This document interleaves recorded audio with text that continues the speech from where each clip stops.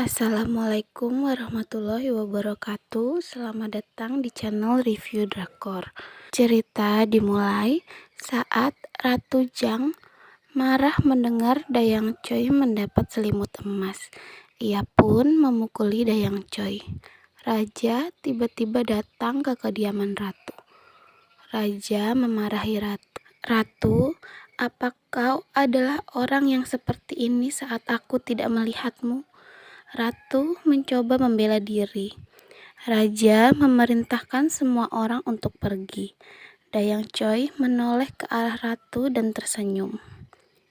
Raja memarahi Okjung dan memintanya untuk mengangkat Dayang Choi menjadi selir level 4 Sukwon. Ratu jatuh terduduk. Yang mulia, bagaimana Anda bisa melakukan ini? Anda berjanji tidak akan pernah melepaskan tangan saya. Bagaimana bisa Anda seperti ini? Raja marah. Aku telah berusaha begitu keras agar tidak melepas tanganmu.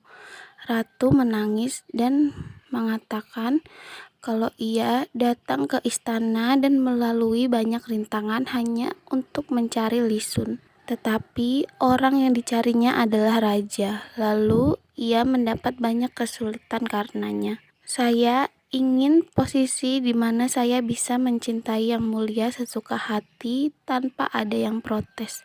Tetapi apa gunanya sekarang kalau Yang Mulia melepaskan tanganku? Raja menjawab, aku tidak pernah ingin melepaskan tanganmu. Aku hanya ingin kau bersikap seperti ratu, karena ini adalah tugasmu. Ratu hanya bisa menangis dengan keputusan Sukjong.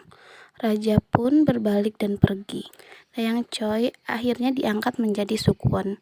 Semua Dayang mengucapkan selamat.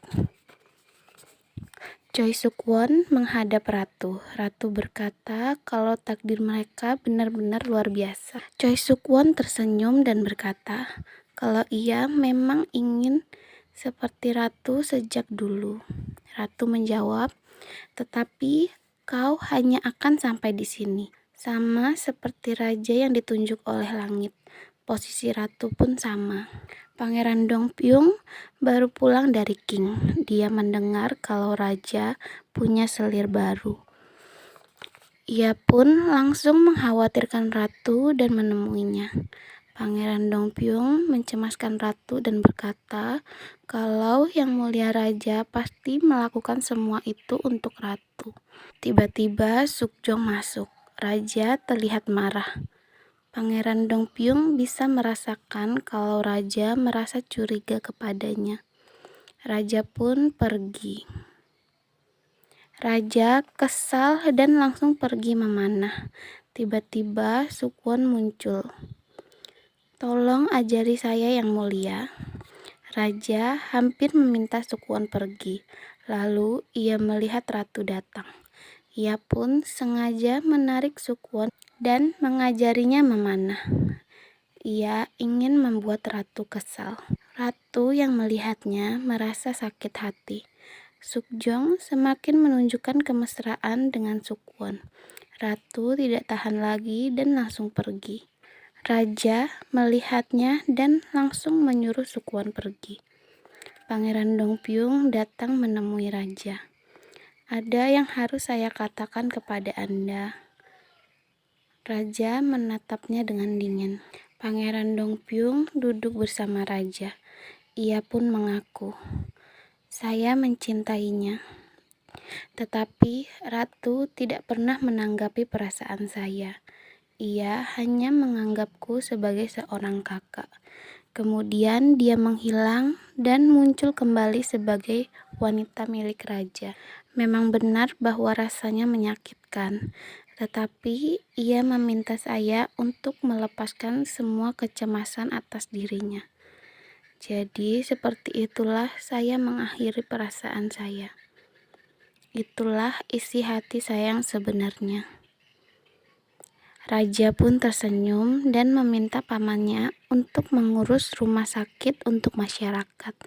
Pangeran Dongpyung tampak lega dan menurutinya.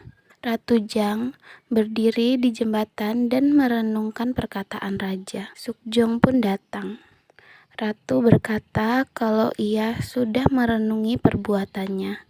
Tetapi, kenapa saya merasa masih ada jarak di antara kita?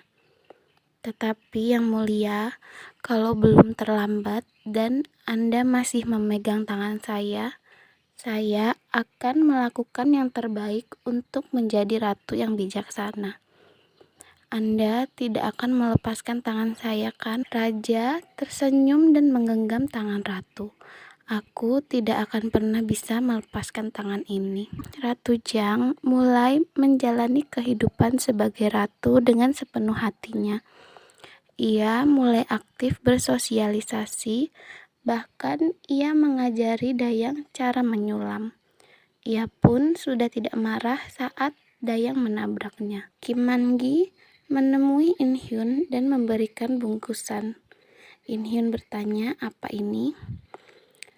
Tuan Kim menjawab, "Ini adalah rencana untuk mendapatkan hati rakyat." Ia menjelaskan kalau ini adalah novel yang terkenal di antara masyarakat.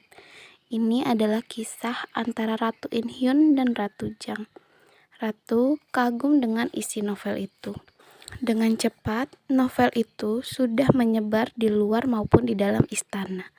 Ratu mendengar soal novel itu dan meminta Dayang untuk melarang novel itu di istana dan membakar semuanya. Ratu pergi ke kediaman In Hyun. Dayang Hong yang melihatnya terkejut. Ia bertemu In Hyun dan melempar buku itu ke meja. "Aku yakin asal buku ini adalah dari sini. Apa kau pikir ini akan membantumu mendapatkan hati rakyat demi pemulihanmu?" In Hyun menjawab, "Seperti yang kau katakan, rumput akan tumbuh lebih kuat kalau mereka diinjak." Ratu kembali ke istana dan memeluk putra mahkota Liun. Raja dan ratu sedang berjalan-jalan. Raja bercerita kalau Pangeran Dongpyung kerepotan di rumah sakitnya dan mengharapkan bantuan.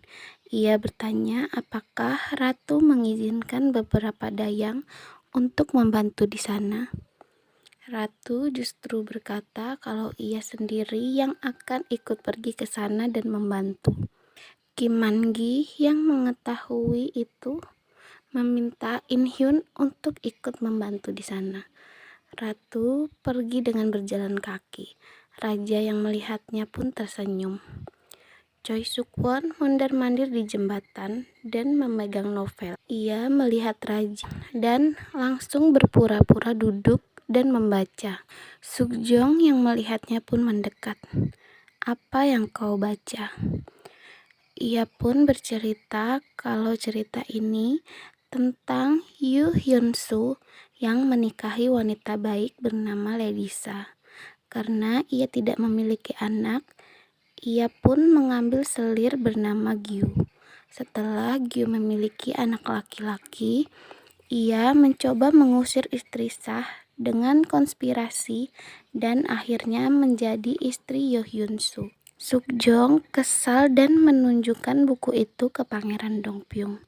"Hyun-soo yang mencampakkan istrinya adalah aku. Ledisa adalah In Hyun. Dan Gyu yang jahat adalah ratuku." Ia marah karena Partai Barat selalu mendesaknya. Pangeran Dongpyung ada di rumah sakitnya.